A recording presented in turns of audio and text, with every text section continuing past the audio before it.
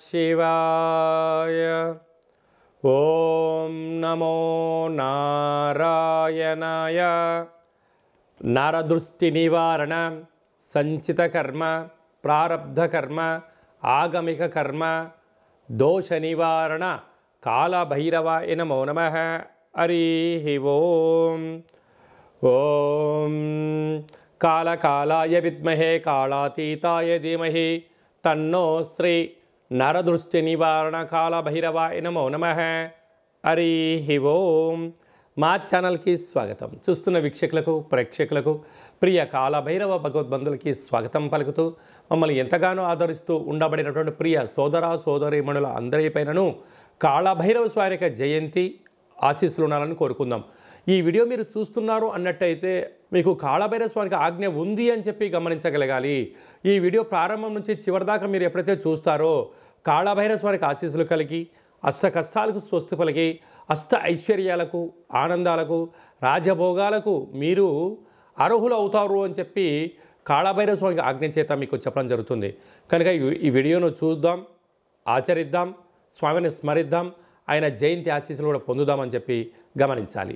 1/12/2024 నుండి 31/12/2024 వరకు పుట్టినటువంటి వారందరూ కూడా ముందస్తుగా జన్మదిన శుభాకాంక్షలు. గతంలో వివాహం చేసుకున్న వారికి వివాహ వార్షికోత్సవ శుభాకాంక్షలు. ద్వాదశ రాశుల్లో గ్రహ గమనాల్ని ఒకసారి వీక్షింపచేద్దాం. వృషభ రాశిలో గురు సంచార స్థితి శత్రుస్థానంలో, కర్కాటక రాశిలో కుజ భగవానుడు నీచ సంచార స్థితి, కన్యరాశిలో కేతు సంచార స్థితి, వృశ్చిక రాశిలో రవి బుధ సంచార స్థితి, బుధాదిత్య రాజయోగము, ధనుసు రాశిలో శుక్ర భగవానుడు సంచార స్థితి, కుంభరాశిలో శని భగవానుడు స్వక్షేత్ర సంచార స్థితి, మీనరాశిలో రాహు సంచార స్థితితో ద్వాదశ రాశుల్లో గ్రహ గమనాలు ఈ విధంగా ఉన్నాయి. కనుక స్వామివారి యొక్క ఆశీస్సులు పొందుదాం, కష్టాలకు స్వస్తి పలుకుదాం, ఐశ్వర్యానికి స్వాగతం పలుకుతాం. అదే కాకుండా 2024 స్వస్తి పలుకుతూ 2025కు స్వాగతం పలుకుతూ ఈ యొక్క సంవత్సరం చివరి ఎండింగ్లో ఎలాంటి యోగాలను పొందాలో కూడా తెలుసుకుందాం. ప్రధానంగా మనకు ఈ సంవత్సరము 2024 కనుక 8 సంఖ్య, అందులో 31 4 సంఖ్య, మంగళవారం పూట అమావాస్యతో వచ్చింది. కనుక ఇలాంటి అమావాస్య తిథుల ఎందున అంటే మనకు సంపూర్ణమైన సంవత్సరం చివరి ఎండింగ్లో ఎలాంటి విధి విధానాలు పాటించాలి, ఏవి చేయొచ్చు, ఏవి చేయకూడదు. అలాగే డిసెంబరు 1వ తారీఖున కార్తీక మాస అమావాస్య ఆదివారంతో కూడుకున్న అమావాస్య ఉంది కనుక ఎలాంటి విధులు పాటించాలో కూడా సంపూర్ణంగా తెలుసుకుందాం.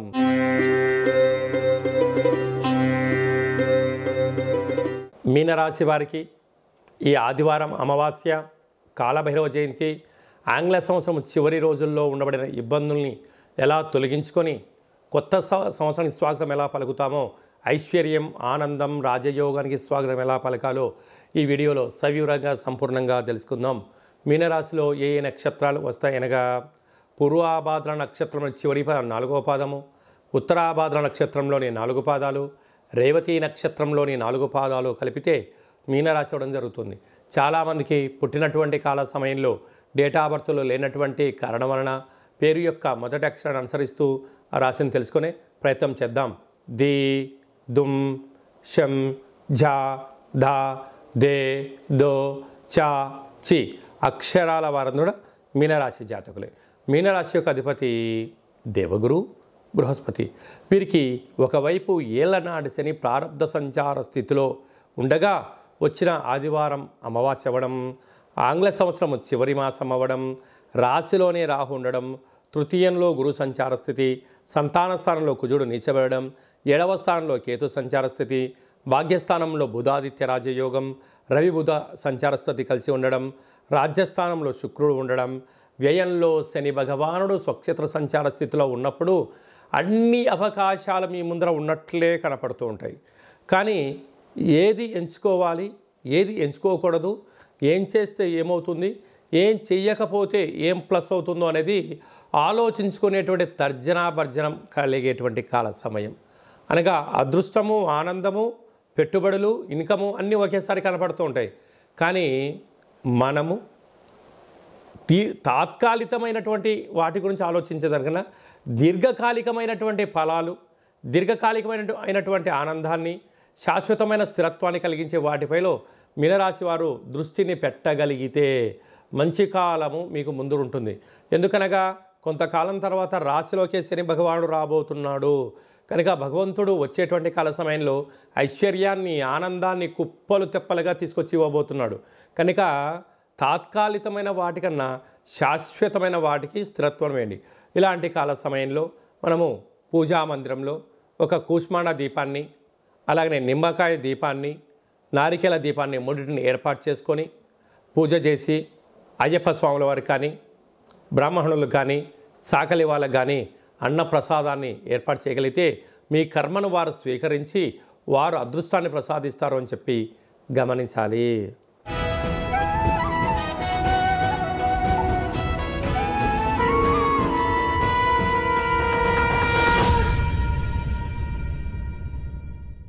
డిసెంబర్ నెల 1వ తారీఖు నుండి 31వ తారీఖు వరకు ముఖ్యమైన పండుగల గురించి క్లుప్తంగా, సవివరంగా, సంపూర్ణంగా తెలుసుకుందాం.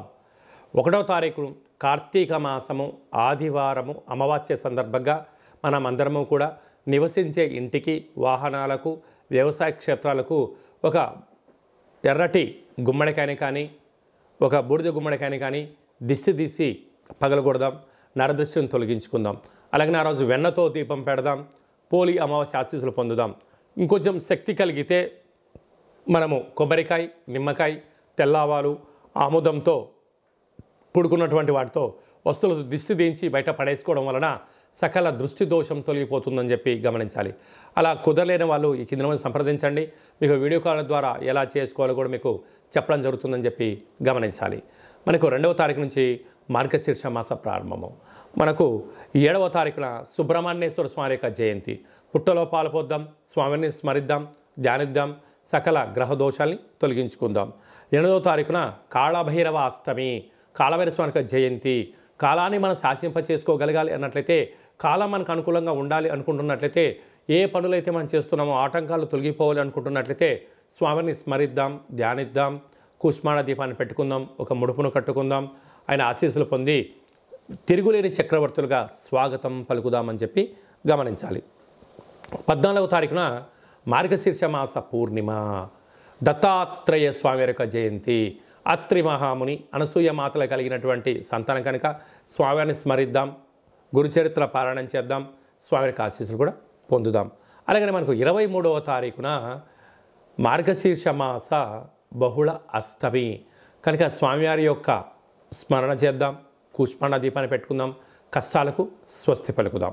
అలాగే మనకు 28వ తారీఖున శనివారము, శని త్రయోదశి సందర్భంగా ఈ ఆంగ్ల సంవత్సరంలో చివరిగా వచ్చేటువంటి శనివారం, శని త్రయోదశి సందర్భంగా మనకు అనుకూలంగా లేనివారు, ఆరోగ్యం కావాలి, రాజయోగం కావాలనుకున్న వారు శనేశ్వర స్వామిని స్మరిద్దాం, ధ్యానిద్దాం, నల్లటి నూనెలతో అర్చన చేసుకుందాం, విశేషం నల్లటి ఒత్తులతో దీపం పెడదాం, స్వామి యొక్క ఆశీస్సులు పొందుదాం. అదే కాకుండా 31వ తారీఖు అంటే 314 సంఖ్య, ఈ 2024 8 సంఖ్య, అందులో మంగళవారము.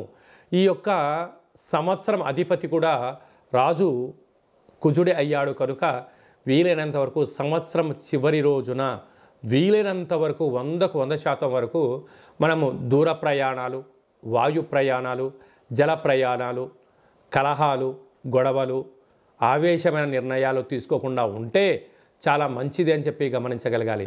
ఎందుకనగా మనం అందరము కూడా ఇయర్ ఎండింగ్ అని, ఎన్నో రకాల సెలబ్రేషన్స్ అని, ఎన్నో వేడుకల్లో పాల్గొంటూ ఉంటాం. పాల్గొన్నంత వరకు చాలా బాగానే ఉంటుంది. ఆ తదనంతరము జరిగేటువంటి అనేక మంది ఇబ్బందులను చూడడం వలన మనము బైక్ పైన వెళ్తూ ఉంటే మన వేగంగా వెళ్ళే కొద్దీ మన కళ్ళల్లోంచి 2 చుక్కలు నీళ్ళు బయటకు వస్తూ ఉంటాయి. అంటే మనకు దేనికి సంకేతం చెప్తుందంటే, బాబు మితిమీరిన వేగం పనికిరాదు, నువ్వు నీ కంటిలో నుంచి చుక్కలు బయటకు వస్తున్నాయంటే నీ కోసం ఎదురు చూసేవాళ్ళు నీ తల్లిదండ్రులు, మీ భార్య, పిల్లలు నీ ఇంటి దగ్గర ఉన్నారు, మితిమీరిన వేగం పనికిరాదు అని చెప్పి మన దేహము ప్రకృతి ద్వారా చెప్తుంటుంది. ఆ రోజు విందుల్లో, వినోదాల్లో పాల్గొనడం, అరాచకమైన శక్తులతో పాల్గొనడం, అనేక రకాల ప్రమాదాలకు గురవ్వడం, అనేక రకాల వల్ల మీరు ఇబ్బంది పడుతూ మీ కుటుంబాన్ని ఇబ్బంది కలగ చేయకూడదు అనేటువంటి ఒక చిన్న ఉద్దేశంతో చెప్పడం జరుగుతుంది. కనుక అందరూ ఆయురారోగ్యాలుగా ఉండాలి, ఆహ్లాదకరమైనటువంటి వాతావరణంలో ఉండండి. వీలైనంత వరకు గొడవలకు, పంచాయతీలకు, అనవసరమైన మాటలకు, మధ్య పదార్థములకు, అలాంటి వాటన్నిటికి కూడా దూరంగా ఉండే మానవ ప్రయత్నం చేయండి. స్వామివారికి ఆశీస్సులు పొందండి. వీలైతే దైవనామము, ఆధ్యాత్మిక చింతన, వీలైతే అయ్యప్ప స్వామి యొక్క స్మరణ, కాళభైరవ స్వామి స్మరణ, ఆధ్యాత్మికమైన జీవనంలో ఆ ఒక్క పూట ఉండండి. రాబోయే కాలం అంతా కూడా మంచి కాలమే అని చెప్పి గమనించాలి. కనుక మనమందరము కూడా ఇంకనూ ఈ యొక్క డిసెంబర్ మాసంలో విజయాన్ని సాధించగలగాలి అన్నట్లయితే ఒక పాత్ర కంచు పాత్ర అంటారు. ఈ యొక్క పాత్రలో 12 రాసులు అచ్చు వేయడం జరుగుతుంటుంది. ఈ పాత్రను ఎలా ఉపయోగించుకోవాలి, అదృష్టానికి ఎలా స్వాగతం పలకాలో మనం తెలుసుకుందాం. ఇలా ఒకసారి శబ్దం చేస్తే ఓంకార శబ్దం రావడం జరుగుతుంది.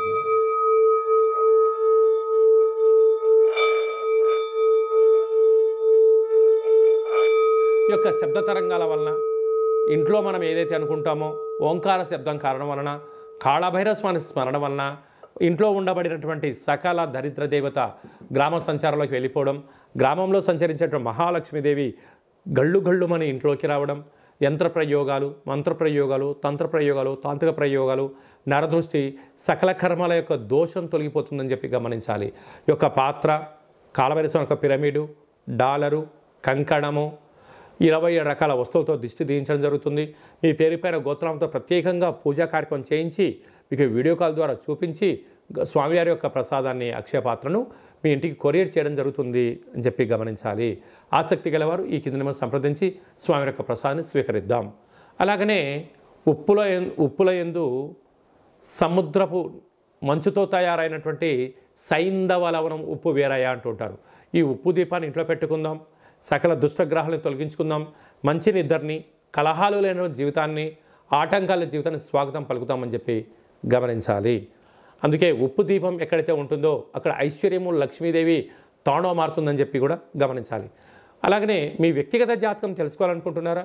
మీ యొక్క పేరు, పుట్టినటువంటి తేదీ, నెల, సంవత్సరం, సమయం రాసి వాట్సాప్లో పంపించినట్లయితే 100 సంవత్సరాల జాతకాన్ని వ్రాసి మీకు పంపించి పుట్టినప్పుడు గ్రహ గమనాలు ఎలా ఉన్నాయి, ప్రస్తుతం ఎలా ఉంటున్నాయి, రాబోయే కాలంలో ఎలా ఉంటున్నాయో సవిరంగా తెలియజేయడం జరుగుతుంది.